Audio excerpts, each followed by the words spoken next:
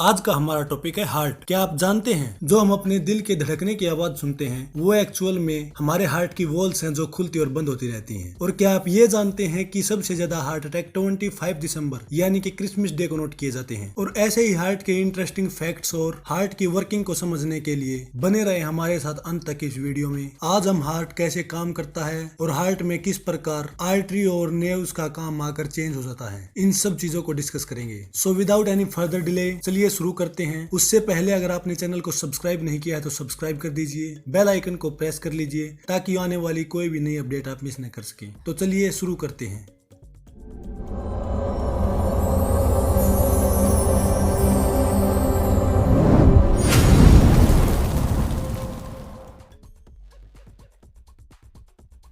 सबसे पहले हम हार्ट की फंक्शनिंग को समझेंगे। हमारा हृदय लयबद्ध तरीके से जीवन भर धड़कता रहता है, यानी लाइफ लॉन्ग रिदमिकली बीट करता रहता है। और हमारे हार्ट की रिदमिकली बीटिंग पूरी तरह से डिपेंडेंट है इन इलेक्ट्रिक इम्पल्स के ऊपर। जब हमारे हार्ट को इलेक्ट्रिक इम्पल्स इलेक्ट्रिक सिग्नल देता है तो इलेक्ट्रिक इम्पल्स हार्ट की मसल्स को सिंक्रोनाइज कर देती है और सिंक्रोनाइज होकर इन मसल्स का कॉन्ट्रैक्शन होने लगता है। ये इम्पल्स हार्ट के एट्रियम और वेंट्रिकल्स को एक पैटर्न में लीड करती है। एट्रियम और वेंट्रिकल्स सिकुड़ते हैं और फिर फैलते हैं और इस प्रकार ब्लड पंप होता है। बट वो चीज कौन सी है जो हार्ट की बीटिंग को कंट्रोल करती है? तो इसका आंसर है कार्डियक पेसमेकर। हमारे हार्ट में प्रेजेंट ये पेसमेकर हमारे हार्ट की बीट को जनरेट और कंट्रोल करता है। इसकी स्पेशलाइज्ड एक्साइटेटरी कंडक्टिंग सिस्टम हर कार्डियक मसल तक कनेक्ट है, जो इंश्योर करती है कि सभी कार्डियक मसल सिकुड़े और फैलें। एक्चुअल में इन मसल्स का काम हार्ट को केवल सिंक्रोनाइज करना है। हार्ट जब एक बार सिकुड़कर सारे ब्लड को बाहर की ओर पंप कर देता है तो उस ब्लड की जगह ब्लड का नेक्स्ट स्लॉट उसकी जगह फिल कर देता है और ऑटोमेटिकली हार्ट फैल जाता है। ये दोनों एड्रियल वॉल्स हैं, इन्हें एड्रियल सिंसिटियम भी कहते हैं। और ये दोनों वेंट्रिकुलर वॉल्स हैं और इन्हें वेंट्रिकुलर सिंसिटियम कहते हैं। कार्डियक पेसमेकर राइट एड्रियम की वॉल्स पर लोकेटेड है। इस पेसमेकर को साइनोएड्रियल नोड भी कहते हैं, यानी एसए नोड। एसए नोड एक इलेक्ट्रिक इंपल्स जनरेट करेगा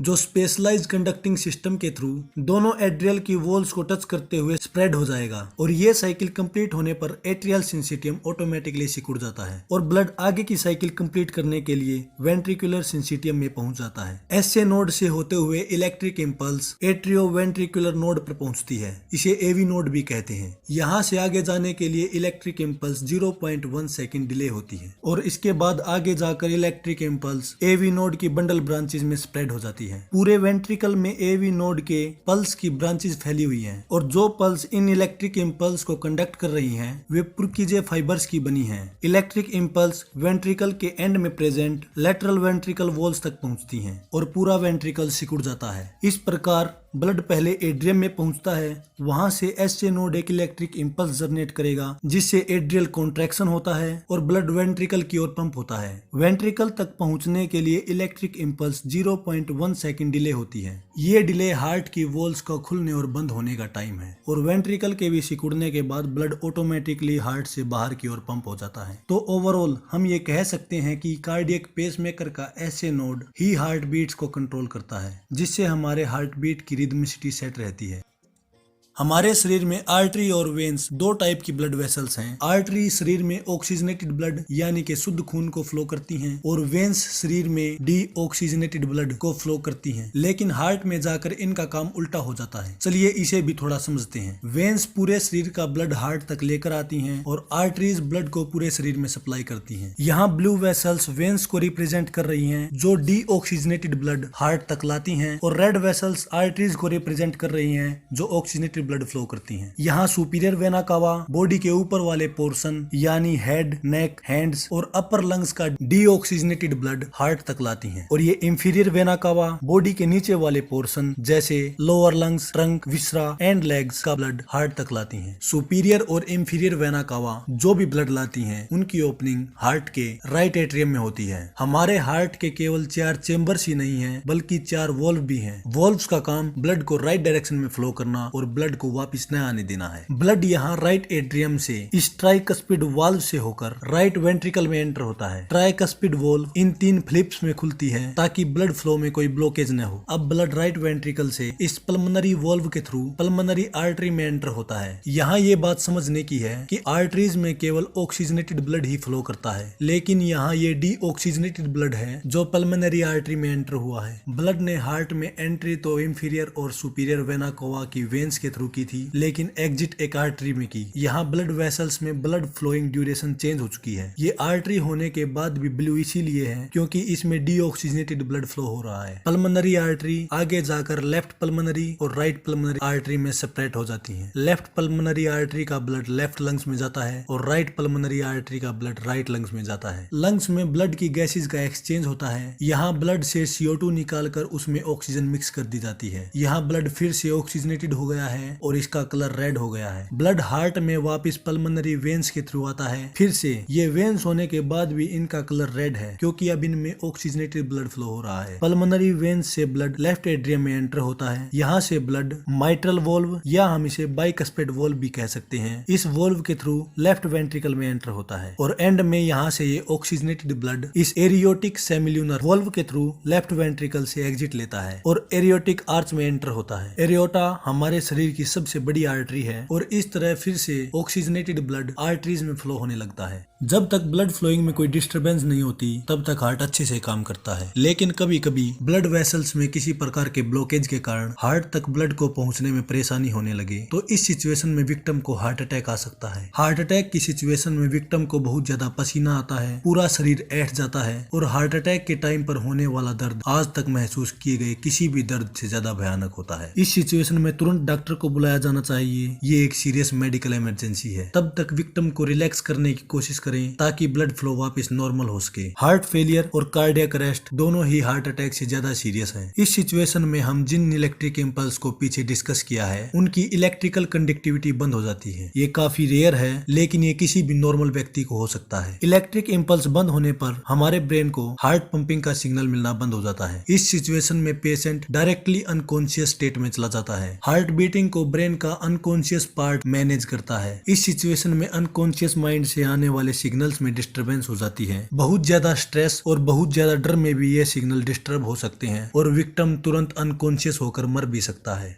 अब हम हार्ट से रिलेटेड कुछ इंटरेस्टिंग फैक्ट्स को डिस्कस करते हैं।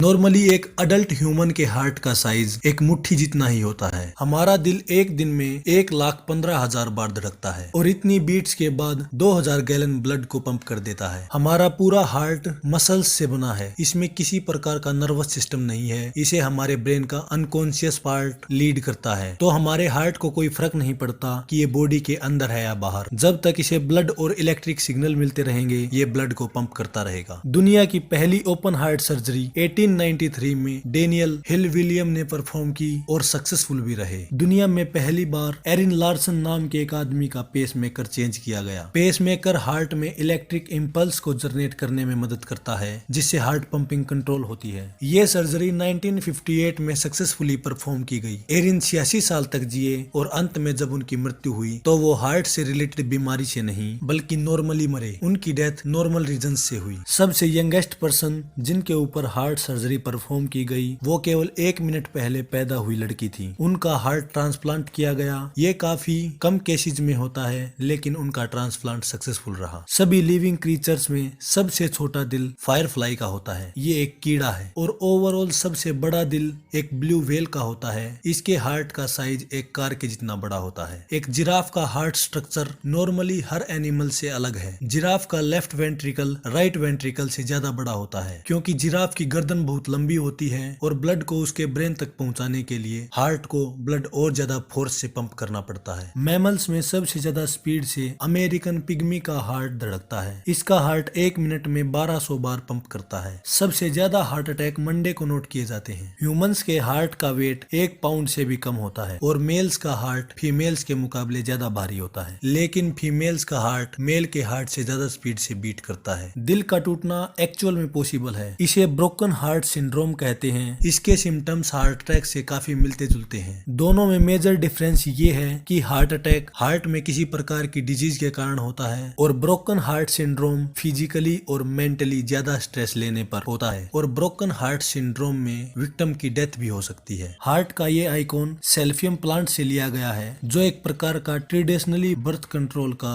सिंबल है। अगर हम हमारी बॉडी की सारी ब्लड वेसल्स को स्ट्रेच करें तो ये 60,000 माइल्स से भी ज्यादा स्ट्रेच हो सकती हैं। और एंड में हर बार की तरह एक बोनस पॉइंट, हार्ट का कैंसर काफी रेयर है, क्योंकि हार्ट के एक बार पूरी तरह डेवलप होने के बाद हार्ट सेल डिवाइड होना बंद कर देते हैं और सेल्स के बिना डिवाइड के कैंसर नहीं हो सकता। कैंसर कोजिंग पर हमारी एक अलग से वीडियो है जिसमें कैंसर को बड़ी अच्छे से एक्सप्लेन किया गया है। अगर आप चाहें तो ऊपर आई बटन पर क्लिक कर उस वीडियो पर जा सकते हैं। और अंत में हमारे दिल को स्वस्थ रखने के लिए हंसना बहुत ज्यादा जरूरी है। Laughing is the best medicine therapy ever doctor consult. इससे स्ट्रेस का लेवल काफी कम हो जाता है। तो कैसी लगी आपको आज की ये वीडियो? अपने वैल्यूएबल कमेंट्स के जरिए हमारे साथ जरूर शेयर कीजिएगा, हमें आपके कमेंट्स का इंतजार रहेगा। ऐसी ही और इन्फॉर्मेटिव वीडियो पाने के लिए लेटेस्ट फ्लाई चैनल को सब्सक्राइब कर लीजिए। मैं मिलता हूं आपको ऐसी ही एक नेक्स्ट इन्फॉर्मेटिव वीडियो के साथ। तब तक के लिए stay curious and be serious. जय हिंद।